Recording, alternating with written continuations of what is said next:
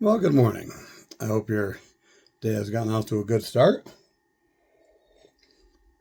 We were out of regular coffee, so I'm having to drink flavored coffee today. Personally, I'm just a black coffee guy. But, beggars can't be choosers. So I want to talk a little bit about Denmark and Greenland and the United States and consider this a public service announcement. But I have to start. Trump saying he has concepts of a plan after the meeting he had overseas. I've heard this whole concepts of a plan before when he had the concepts of the greatest healthcare plan for Americans ever. Greatest, bigger, greater, better than anything. They got the concept of a plan. That was like a decade ago.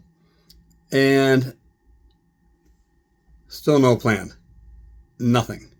Not a zilch. No plan. I haven't even seen the concepts of this plan. Because, you know what, he didn't have a plan for healthcare. So when I heard him say that they had the concepts of a framework of a deal, I got to call him out on it again because he never spoke to anyone that had any authority to even make the concepts of a deal on Denmark's behalf. And you got to remember that Greenland is part of Denmark. Greenlanders are citizens of Denmark. So this whole concepts thing, it's him trying to save face. The bottom line is this. He can't treat the globe and other countries like he's buying a piece of property to build a golf course on. And for some reason, he just can't seem to get that through here. If the issue of security, which is what he's saying is an issue of security, is what's behind this, obsession with Greenland, well, it's a moot point. And it's a moot point because all he's got to do is order the Department of Defense. And yes, it is called the Department of Defense, not the Department of War. It is the Department of Defense. That name can't be changed without congressional approval, just so you know. And executive orders are not laws, just so you know. But I digress. That'll be a PSA for another time. The bottom line is, after World War II, there was a U.S. and Denmark treaty in 1951 called the Defense of Greenland Agreement. And it allows us extensive military access and base construction in Greenland for the collective defense under NATO, but always recognizing Danish sovereignty while they grant broad rights for us to build these bases. They give us permission to do it. Now, at one point after the Cold War, we had like 20 bases over there. And the number goes as high as 50 installations if you count like little radar stations here and there and maybe a missile system here or there. So at one point we had a huge presence there. And this agreement is still in place. And that whole agreement was signed with NATO, who are our allies, by the way. See, allies are people that are on your side. It doesn't mean that you just get to tell them what you want to do and they're going to do it. See, because that's a whole other thing. That's what Mussolini did and Hitler did and, Japan did when they had the whole axis of evil, Italy and Germany and Japan. They just wanted to tell people what to do, okay? So the other thing Europe has learned from World War II is there's something called appeasement, where they just kept giving Hitler, we'll give him a little bit more and he'll go away. We'll just give him a little bit more and we'll go away. We'll give him a little bit more and he'll go away. Guess what? Appeasement didn't work. And all of Europe knows this. You know why? Because number one, the fighting happened on their lands and their continent and their countries.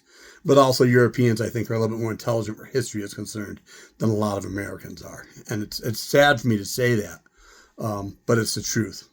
So right now, this 1951 agreement is still in place.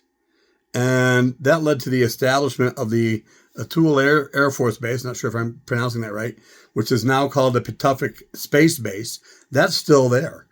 And the agreement remains in force as the foundation for current U.S. military presence. It's been updated a little bit, but the bottom line is Greenland's part of the Danish kingdom, and it's always going to be. And all we have to do is reopen bases, and it can be done like that.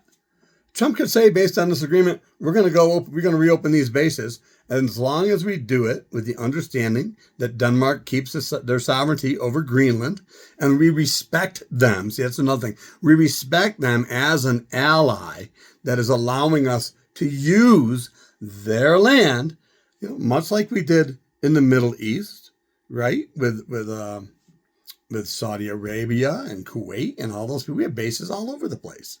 See, so Greenland's no different than that. The only reason that Greenland didn't give, Trump a huge airplane like the Kuwaitis did. And of course, they're not going to bribe him with money like it seems like a lot of people are trying to do. They want to, we signed an agreement. And I think it's imperative if we're going to keep any international standing, which is being flushed right down the toilet. If we want to keep any international standing, we need to honor these agreements and treaties. But the bottom line, this whole Greenland thing, for the sake of security, it's a bunch of bull hockey, okay? Because the agreement's already in place. All Trump has to do is say, okay, let's reopen these bases. That's it. There's bases already there. We could build new ones, and we could do it just like that. That's all he's got to say. So when he comes home and says, oh, this was a big victory, because he's going to come home and say, oh, I got this permission to put all these bases there. That permission is there already. He didn't have to go through any of this bullshit. He just had to live by the treaty. We could have bases. We could reopen bases and had more of our troops and military and surface to air shit. We could have had that stuff there months ago. He could have done it in his first term. But see, he wants to put his name on everything. Because his little fragile ego got to have his name everywhere. I mean, heck, he declared himself president of Venezuela. Go look at his Truth Social. He declared himself acting president of Venezuela. Okay? He just got to put his name on anything. His ego has no place in making good decisions for what's best for America and people like me and people like you. So do yourself a favor. Y'all have the internet. Most of you do. Maybe do a little research when he says stuff. And, maybe double check him because, you know what? He doesn't always tell the truth. And for more on that, I did a basic math video about how percent works. Go check that one out too. But this whole thing about we need to own Greenland to have security, no, we don't. We've had security since 1951.